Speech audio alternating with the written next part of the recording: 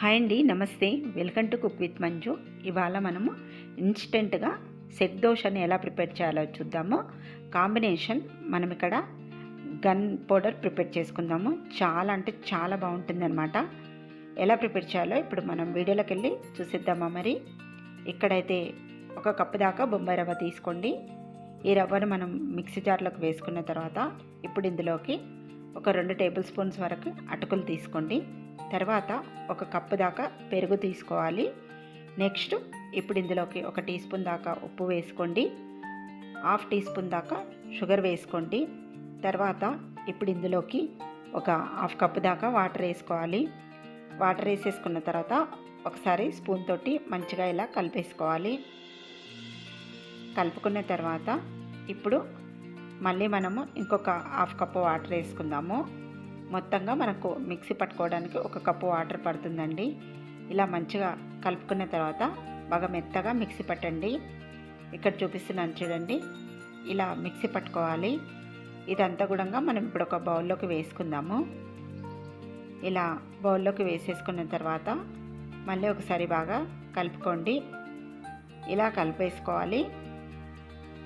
కలిపేసుకున్న తర్వాత కాసేపు పక్కన పెట్టేసుకొని ఇప్పుడు కడాయి పెట్టేసుకొని ఒక 1/2 కప్పు దాకా మినప్పప్పు, ఒక 1/4 కప్పు దాకా శనగపప్పు వేసుకోండి. ఈ 2 పప్పులను కూడా మంచిగా కలర్ మారాలి, మంచి అరోమా వచ్చేంత వరకు వేపుకోండి. పప్పులు బాగా వేగాలి, అప్పుడే ఈ పొడి అనేది టేస్ట్ ఉంటుందన్నమాట. ఇలా వేపుకొని ఒక బౌల్లోకి వేసుకొని చల్లార్చుకోవాలి. తర్వాత ఒక 2 టేబుల్ స్పూన్స్ వరకు నువ్వులు తీసుకోండి. నువ్వులను కూడా మంచిగా వేపుకోవాలి. ఇలా నువ్వులు కూడా వేగిన తర్వాత ఇప్పుడు మనము ఈ బౌల్లోకి వేసేసుకుందాము. నెక్స్ట్ ఇక్కడ మనము ఎండుమిర్చి ఒక 4-5 వేసుకోండి. ఎండుమిర్చిని కూడా మాడకుండా లైట్గా వేపుకోవాలన్నమాట. ఎండుమిర్చి ఇలా వేపుకొని దీన్ని కూడా బౌల్లోకి వేసేసుకుందాము.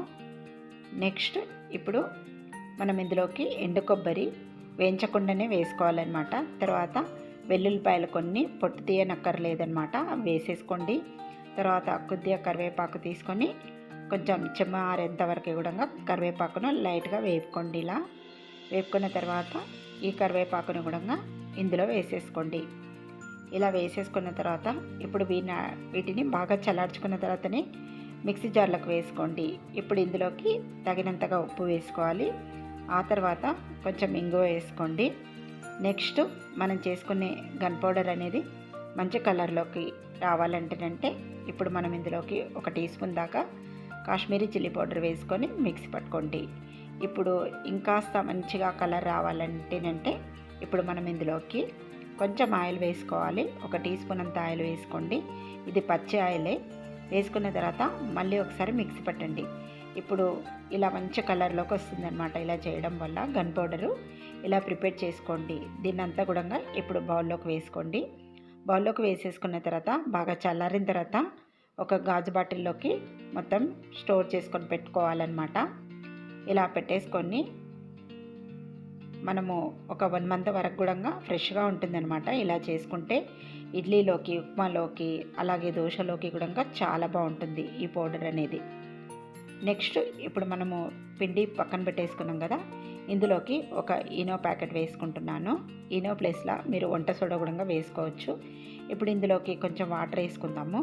వేసుకున్న తర్వాత ఇప్పుడు మంచిగా ఒకసారి మిక్స్ చేసుకుందాము. బాగా కలుపుకున్న తర్వాత కన్సిస్టెన్సీ అనేది చూసుకొని అప్పుడు మళ్ళీ కొంచెం వాటర్ అనేది యాడ్ చేసుకోండి. ఇక్కడ చూసారు కదా, మనము ఇలా బాగా కలుపుకోవాలన్నమాట.